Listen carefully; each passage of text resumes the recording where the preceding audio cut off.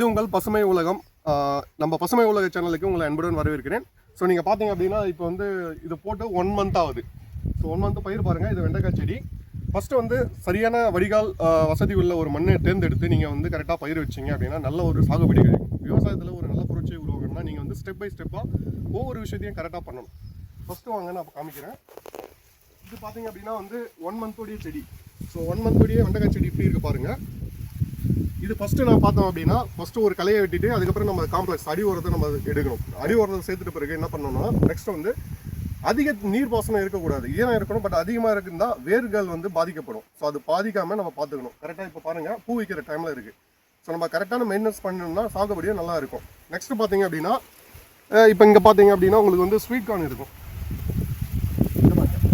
So எவ்வளோ அழகாக வந்திருக்கு பாருங்கள். இதில் வந்து பூச்சியுடைய தாக்கத்தில் இருந்தது. பட் வந்து ஆர்கானிக் வந்து இலை பூச்சிக்கொல்லி மருந்து வந்து நான் இப்போ தெளிச்சிருக்கேன். கரெக்டாக பார்த்தீங்க அப்படின்னா 1 month ஆகுது. பூச்சிக்கொல்லி மருந்து தெளிச்ச உடனே எவ்வளோ பசுமையாக வந்துட்டு இருக்கு. கரெக்டான முறையில் நீங்கள் நீர் பாசனத்தை வந்து கரெக்டாக மெயின்டைன் பண்ணி வச்சுருக்கணும். ஸோ இப்போ பார்த்தீங்கன்னா அவ்வளோ சூப்பராக வந்திருக்கு. பட் வந்து சரியான முறையில் களை எடுப்பு மற்றும் பராமரிப்பு இருந்தால் உங்களுக்கு வந்து நல்ல ஒரு மகசூல் கிடைக்கும். ஸோ அடுத்தது வாங்க. இந்த சைடு பார்த்தீங்க அப்படின்னா உங்களுக்கு வந்து இது வந்து பார்த்தீங்க அப்படின்னா கொத்தவரை அப்படின்னு சொல்லுவாங்க. கொத்தவரை செடி நிறைய இருக்குது. முள்ளங்கி போட்டோம். பட் முள்ளங்கி வந்து பார்த்தீங்க அப்படின்னா உங்களுக்கு வந்து வெயில் தாக்கத்தால் வந்து முள்ளங்கி சரியாக வரலை. ஸோ பட் வந்து கொத்தவரைக்காய் பார்த்தீங்க அப்படின்னா சூப்பராக வந்திருக்கு. நான் என்னுடைய முதல் பதிவில் பார்த்துருப்பீங்க. இதெல்லாம் வந்து இந்த 1 month பிஃபோராக நான் உருவாக்கின எல்லா செடிகளும் 1 month பிஃபோராக தான் நான் வந்து பயிரிட்டேன். நெக்ஸ்ட்டு அந்த சைடு பார்த்தீங்கன்னா ஒரு 50 முள்ளு கத்திரி வந்து செடி நட்டுருக்கேன். ஸோ இப்போ வந்திருக்கு. அடி உரம் வச்சுருக்கோம்.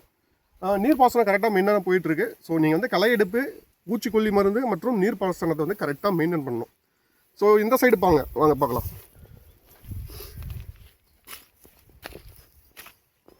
ஸோ ஸ்வீட் கார்னில் பார்த்தீங்க அப்படின்னா உங்களுக்கு வந்து சில குறைகளும் நான் சொல்லிடுறேன் பார்த்துங்க. ஸ்வீட் கார்னில் பார்க்கும்போது இது பாருங்கள் பூச்சரிப்பு இருக்குது. ஸோ இதை வந்து நீங்கள் கரெக்டாக ஃபாலோ பண்ணி கரெக்டான டைமில் மருந்து அடித்து பூச்சிக்கொல்லி மருந்து அடிச்சுட்டு நீங்கள் வந்து க்ளீன் பண்ணிட்டீங்க அப்படின்னாக்கா ஸோ உங்களுக்கு வந்து இலைகள் வந்து நல்லா வளரும். ஸோ இலைகள் வளர்ந்தால் தான் வந்து அடுத்தது வந்து அந்த குருத்து வரும். அதுக்கப்புறம் வந்து கார்ன் வந்து வர்றதுக்கு ஆரம்பிக்கும். ஸோ நீங்கள் கரெக்டாக மெயின்டைன் பண்ணணும். ஸோ மெயின்டைன் பண்ணால் மட்டும்தான் நம்ம வந்து விவசாயத்தில் கரெக்டான ஒரு சாகுபடியை பண்ண முடியும். ஸோ இந்த சைடு பார்த்தீங்க அப்படின்னா வந்து நிலக்கடலை வந்து பயிர் வச்சுருக்கோம். இப்போ பார்த்தீங்கன்னா முளைச்சி வந்திருக்கு. ஜஸ்ட் ஒரு 10 days ஆகுது. நாங்கள் பண்ணது என்னென்னா ஏர் ஓட்டிட்டு பின்னாடி பூச்சிக்கொல்லி மருந்து முன்னாடி அடிச்சிட்டோம். களை வராமல் இருக்குது. களை மருந்து ஃபஸ்ட்டு அடிச்சிட்டோம். அதுக்கப்புறம் வந்து அடித்த பிறகு நாங்கள் வந்து விதை போட்டோம். ஸோ விதை போட்ட உடனே நல்லா செடி முளைச்சிருக்கு. பட் களை வரல.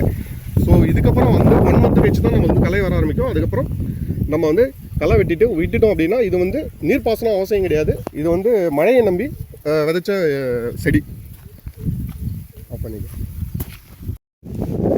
நண்பர்களே, இது பார்த்தீங்க அப்படின்னா இப்போ வந்து இந்த மண்ணை வந்து களை எடுத்துட்டு இப்போ வந்து களை மருந்து அடித்து 2 நாள் காய வைக்கணும். காய வச்சிட்ட பிறகு நம்ம வந்து வீட்டுக்கு தேவையான கீரை வகைகள் இருக்குது இல்லைங்களா, அரைக்கீரை, பருப்பு கீரை, சிறுகீரை, இந்த மாதிரியான கீரைகளை நம்ம விதைக்கலாம். ஃபஸ்ட்டு நம்ம களை எடுக்கிறதுக்காக குத்திட்டுருக்கேன். ஸோ இந்த மண்ணை க்ளீன் பண்ணிவிட்டு மட்டம் பண்ணிவிட்டு அடுத்தது பார்த்தீங்க அப்படின்னா களை மருந்து அடிச்சுட்டு காய வைக்கணும் 2 நாள். அதுக்கப்புறம் நம்ம வந்து கீரை விதைகளை வந்து விதைக்கலாம். ஸோ களை இல்லாமல் கீரைகள் நல்லா வளரும்.